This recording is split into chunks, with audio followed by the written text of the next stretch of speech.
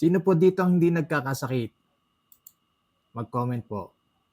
So ako, by the way, ako po pala si Nilo Padrilan, isa pong financial educator dito sa IMG.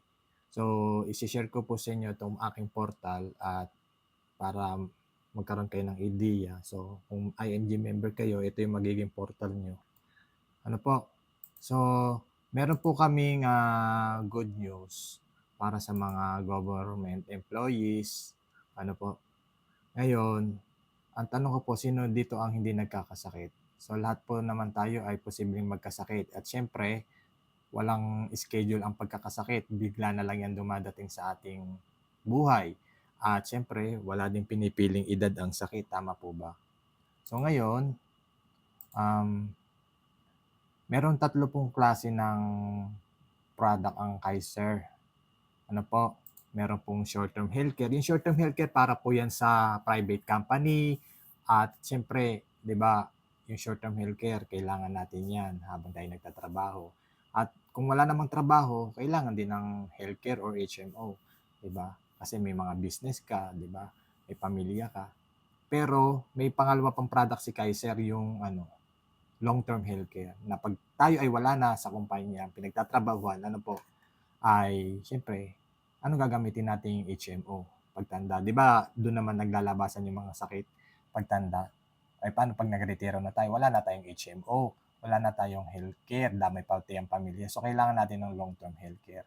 Meron si Kaiser na product na Kaiser Long-Term Healthcare 3-in-1. May healthcare, life insurance at investment. Transferable pa.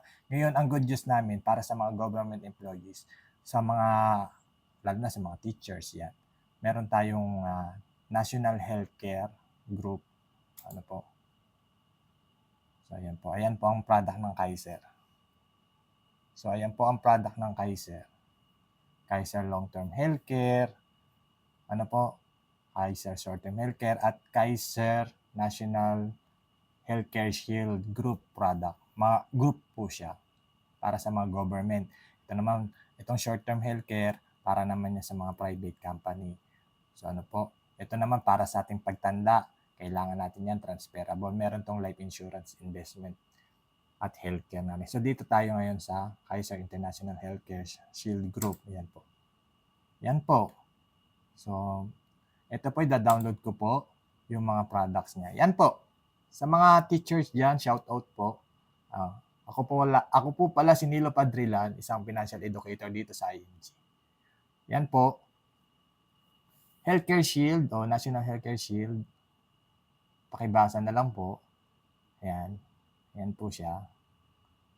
Government personnel employees within the national government agencies, including SCUS and GOCC, or regardless po appointment status, whether regular, casual, or contractual, appointed, or elective, and on full-time or part-time basis. So, ayun po ha. Kung mababasa, lalapit ko po. Ano po? Ayan. Para makita niyo po. Tapos, yan po. So, ayan po yung mga benefits ng National Healthcare Shield. 5 points healthcare benefits. Ano po? Paki-screenshot na lang po mga mahal naming mga guro. O may preventive healthcare, di ba?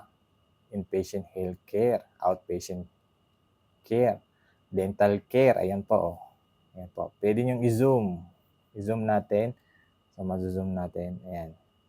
Yan po siya. Ano po? Opo. I-zoom ko po na konti. Yan.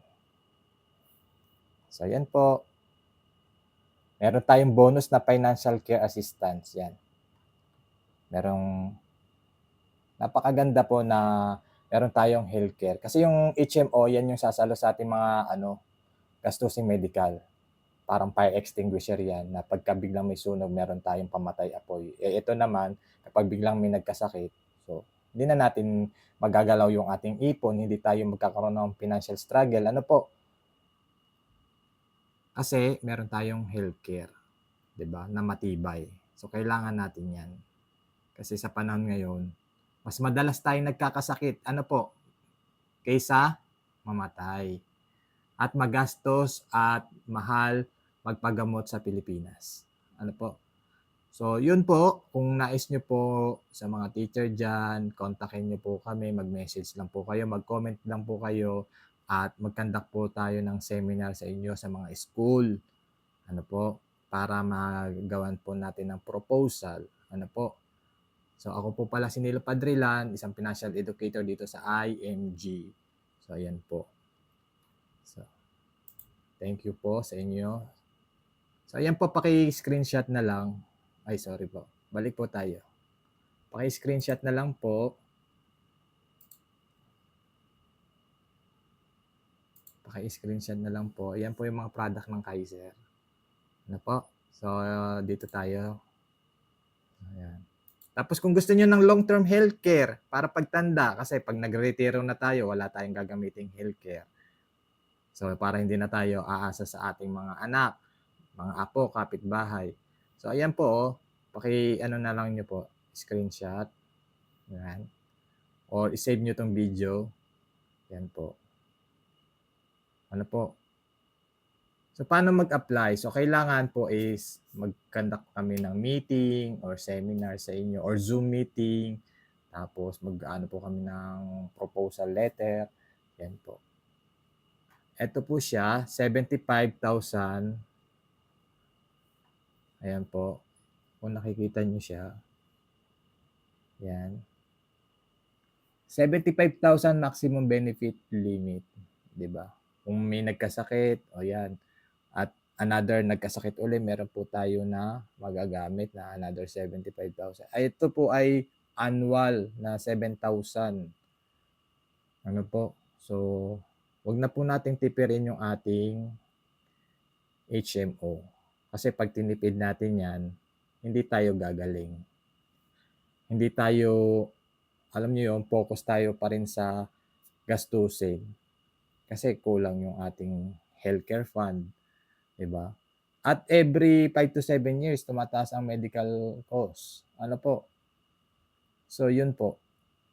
So, ako po wala si Nilo Padrilan. So, yun po, message nyo lang po kami. At mag-drop lang kayo ng how sa comment section down below. Thank you for watching. So, yan po. Salamat po.